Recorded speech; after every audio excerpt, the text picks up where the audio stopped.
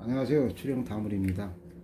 수경 재배용 대목을 구하는 방법에 있어서 우리가 필요한 것과 좋은 것과 나쁜 것 그리고 죽은 것 나중에 죽게 되면 거의 같이 묶어 놓게 되면은 나중에 저게 이제 폐지가 돼요. 쓸 수가 없습니다. 안에서 곰팡이가 피고 물러지고, 그리고 또 마지막에는 우리가 이제 한눈 꺾꽂이 있죠. 한눈씩 해서 재배하는 방법, 그거에 대해서 제가 설명을 드리는데, 일단 대목을 선정하는 방법부터 제가 알려드리겠습니다.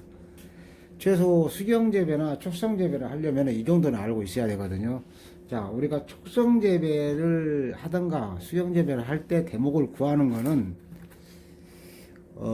앞전 동영상에도 말씀드렸다시피 위에서 15cm 정도 되는 이 거리에 이파리가 최소 하나, 둘, 셋, 넷, 다섯, 6개, 5개 이상 모여 있는 것이 수경재배나 촉성재배를 할 때 적합하다고 봅니다. 이런 것은 나중에 촉성재배나 수경재배를 했을 때 이 순 자체가 올라오는 게 굵고 깨끗이 올라옵니다. 자, 농사 짓는 분들은 아시겠지만 또 모르시는 분들도 있기 때문에, 그래서 수경재배나 촉성재배를 할 때는 꼭 대목을 준비하실 때 이파리를 위에서부터 이거 하나 빼고요. 하나, 둘, 셋, 넷, 다섯.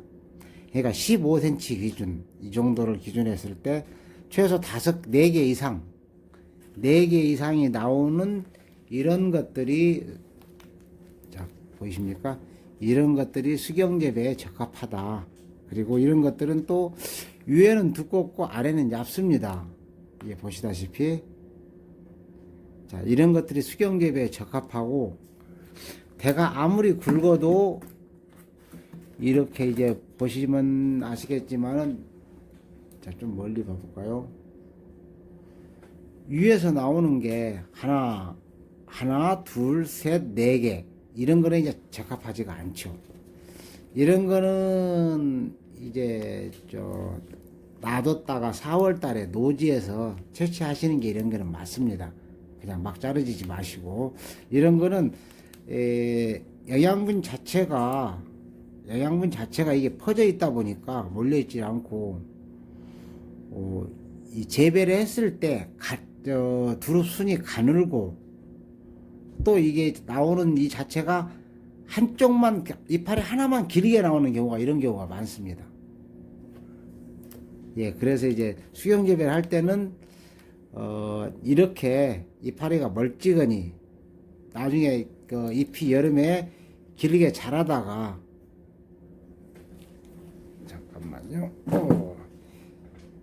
잎이 이렇게 길게 자라 올라가다가 가을이 돼서 잎이 떨어지기 전에 이 15cm 정도 기준에서 하나, 둘, 셋, 넷, 이런 4개까지, 이런 거는 좀 안 좋다. 나중에 이제 이런 거는 노지 재배해서 이제 따는 게 낫고, 수경 재배나 촉성 재배에서는 이런 거 맞지가 않다라고 말씀드리고, 다시 말씀드리지만은 수경 재배나 촉성 재배 할 때는 항상 15cm 기준에서 위에 하나 빼고 하나, 둘, 셋, 넷, 다섯, 여섯, 이 정도로 하나, 둘, 셋, 넷, 다섯, 이런 식으로 해서 한 뼘 정도에 멀리서 놓고 보면 아시겠지만 이게 확연히 보입니다. 자, 비교를 해드릴게요. 자, 이렇게 놓고 봤을 때 보이시죠? 왼쪽 거는 이파리가 떨어지기 전에 다닥다닥 붙어 있어서 이 영양분 자체가 여기에 모여 있는 거고요. 그리고 오른쪽 거는 이게 거름발로 해가지고, 거름기 때문에 쫙 커가지고 그 자체가 전체적으로 퍼져 있는 겁니다. 그래서 오른쪽에 거, 이거는 수경재배나 촉성재배에 맞지 않다. 그래서 이건 빼고, 수경재배나 촉성재배는 항상 이런 걸로 사용을 하셔야 된다. 자, 그걸 염두해 주시고, 자, 그리고 두 번째, 자, 이게 이제 가시두릅입니다. 이게 우리가 얘기하는 가시두릅인데, 품종은 제가 뭔지를 잘 모르겠어요. 이게 엄나무 같습니다. 얼핏 보면은. 이게 분명 이거 두릅입니다. 두릅인데, 가시두릅 종류가, 이거는 좀 예외입니다. 이 큰 거는. 이건 좀 예외니까 이거는 좀 별도로 빼고, 자, 가시드룹 종류가 야생에 많습니다. 밭에도 있지만은, 근데 가시가 이렇게 커요. 엄나무처럼. 가시드룹 종류가 거의 보면은 이렇게 하나, 둘, 셋, 여기도 하나, 둘, 셋. 제일 위에 거 빼고요. 하나, 둘, 셋, 네 개. 이 15cm 간격을 벗어납니다. 그래서 이것도 야생에서 따는 거, 그러니까 이 4월달에 노지에서 따는 건 좋아도 이 가시드룹 종류도 봐서 이게 15cm 정도, 한 뼘 정도 안에 5개 이상 되면은 하나, 둘, 셋, 네 개지 않습니까? 그러면 이 정도는 적합하지가 않다. 이것도 좀 염두를 해 주시고요. 그리고 이제 분량에 대해서 말씀드리겠습니다. 이게 이제 작년 가을까지 이게 참 좋았어요. 좋았는데 이게 겨울이 되면서 동사를 한 겁니다. 그럼 이게 죽었느냐? 아닙니다. 이거 살았습니다. 자, 까볼게요. 자, 분명히 촉은 살아 있습니다. 이런 거 같은 게 이게 만일에 작년 12월에 이걸 땄으면 이게 아주 좋은 대목입니다. 근데 이게 겨울을 지나면서 온도가 영하로 떨어지면서 이게 이제 말라 죽은 거죠. 그러니까 작년 12월까지 이게 살아 있었습니다. 굉장히 좋았어요. 그리고 이런 나무들은 기본적으로 바닥 뿌리가 썩어 있습니다. 작년에 비가 많이 왔을 때 그 바닥 뿌리가 썩어 있었고, 그게 위에서 수분으로 빨리 올라가면서 낙엽이 질 때까지 이게 전부 다 살아있던 겁니다. 그런데 이 수분이 빨아 올리지 못하고 겨울에 땅이 얼면서 수독되니까 이게 겨울에 이게 전부 다 이제 말라가지고 동사를 하는 과정이죠, 이게. 우리가 산에서는 이렇게 볼 수가 없습니다. 근데 자세히 보시면은, 이렇게 자세히 한번 잠깐 자세히 보입니까? 이게 지금? 잠깐 이거 한번 켜볼까? 자, 보이시는지 모르겠습니다. 이게 주름이 나무 결이 이렇게 가 있습니다. 이렇게. 그럼 이게 죽었느냐? 아니요, 이게 살았습니다. 다시 말씀드릴게요. 잠깐만, 근데 전기가지고. 자, 제가 한번 잘라보겠습니다. 자, 이게 죽었느냐? 아니요, 이거 살았습니다. 이렇게 보면은 나무들이 저기 있죠? 자, 이렇게 살았습니다. 말라가는 과정이기 때문에 이런 것들은 필히 빼셔야 됩니다. 여기도 보시면은 나무 결이 지금 이게 안 보이네요. 자, 여기 좀 나무 결이 지금 보입니다. 이런 것들이 나무가 좀 말랐어요. 이런 것들도 지금 위에를 보면 살아 있습니다. 그렇죠? 근데 이게 죽어요. 나중에는 이런 것들은. 그러니까 이런 거는 사용을 하면 안 된다. 이거 꼭 염두해 주시기 바랍니다. 자, 여기도 마찬가지로 보시게 되면은 나무 결이 이렇게 마른 자국이 있습니다. 저도 밭에서 이제 산에서 몰라가지고 산에 심어놓은 거를 이제 따가지고 왔는데, 이제 오늘 저녁에 작업을 하다 보니까 이제 이런 현상이 보였습니다.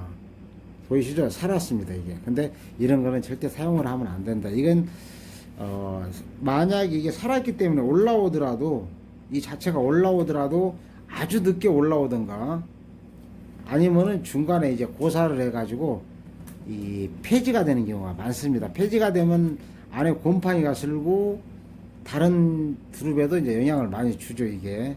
그래서 이런 거는 사용을 하면 절대 안 된다고 제가 말씀을 드리겠습니다.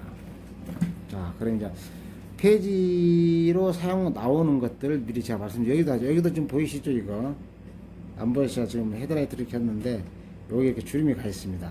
마른 거. 이거는 산에서 딸 때는 잘 안 보이는데 선별 작업을 할 때 다발로 묶을 때 이거는 필히 보셔가지고 다 빼내셔야 됩니다. 이런 경우는 이제 어차피 수분으로 해서 올라가는 거고, 영양은 이 나무에 있는 영양을 빨아먹기 때문에 그 자칫 잘못하면은 제품의 질이 떨어지던가 아니면은 그 중간에 고사를 하게 돼서 옆에 나무에 곰팡이까지 이제 피게 되죠. 요거도 내려놓겠습니다.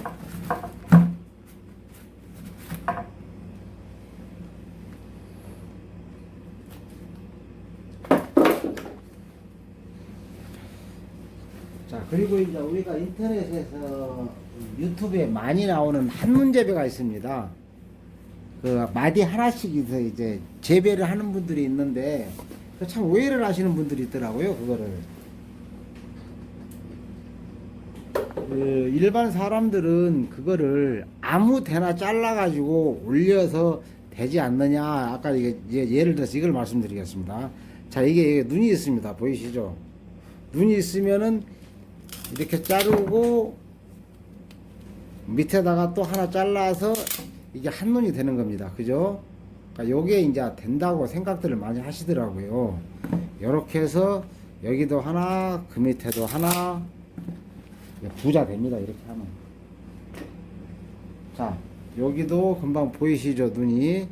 그러면 이것도 자르고, 자, 여기도 하나, 다 그 밑에도 하나. 자, 이렇게 해서 마디 하나에 뭐 3개, 4개, 5개, 많게는 10개도 나옵니다.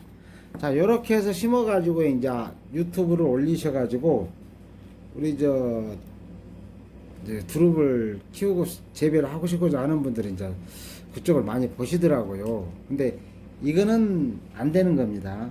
제가 말씀드리는데 이렇게 키우면 집에서 볼거리 취미생활로는 가능을 해도 이 제품 자체로 해서 가락동 시장에는 절대 낼 수가 없습니다. 자, 그게 왜 그러냐면요. 기본적으로 이건 한쪽에 채워놓고요.